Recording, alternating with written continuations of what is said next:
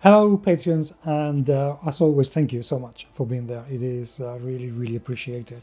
Right, on the topic of pushing your freelance, although it's a very delicate process, I have to be very brutally honest with you here. Your project takes precedence. You have hired them, you can expect and demand professionality, and part of that professionality is to deliver on time and to expectations, at the very least. I think they should aim to exceed them, but at the very least to meet your expectations. So pushing your freelance is necessary sometimes. They are not always going to work at the same rates. And I've done it. Okay, I'm the first one who's got distracted with work at the time of doing some work for somebody else, and it was a matter of, holy cow, I need to get on with this and finish the whole thing in 1 week because I just got distracted. It can happen, but it was the right thing for the person who hired me to say, hey Paco, we need to have this done by the end of next week. If you're not going to be able to do it, then you need to tell me because I need to go elsewhere. And that was the right thing to do from their point of view, and I delivered what I had to draw, and that was it. Now, whether that person is going to hire me again or not, that's a different matter altogether, because the fact is that they shouldn't have to push. You shouldn't have to push, but we have to. Important thing is to find out exactly why. This is necessary because there are different reasons for people to do the things they do, and it's never ever a joke or just because they can. I'm being generous here, but you also need to gauge whether they're actually telling you all the truth, whether their truth is good enough, sometimes they shan't, and whether it is good enough for you. And then you need to decide whether you want to let go of that freelance or not. So firstly, ask why and be prepared to be understanding. That is also important.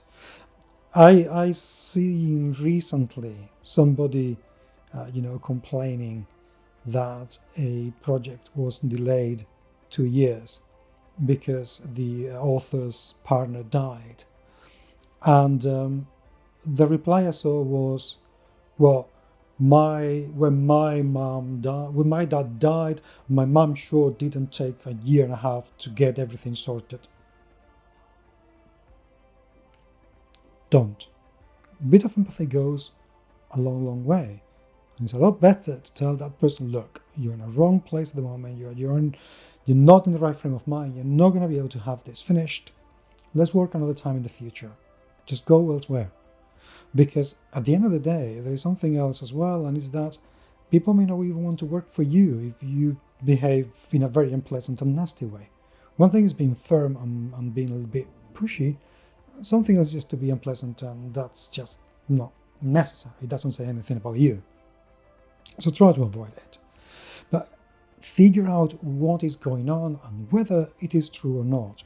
The more likely reason is that they have another job that it's taking a lot longer than they thought it was taking, or maybe that they're just not enthused and interested in the project.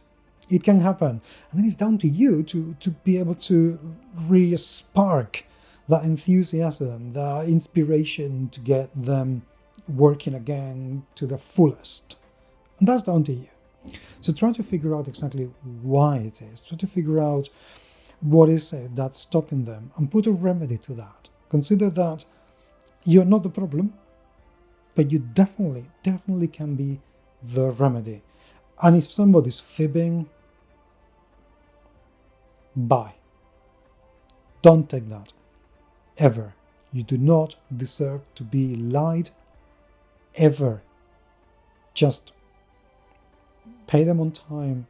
Ask what they're meant to do, and make sure that they're doing it to a delivery date and to expectations. But if they're fibbing, gone. Gone.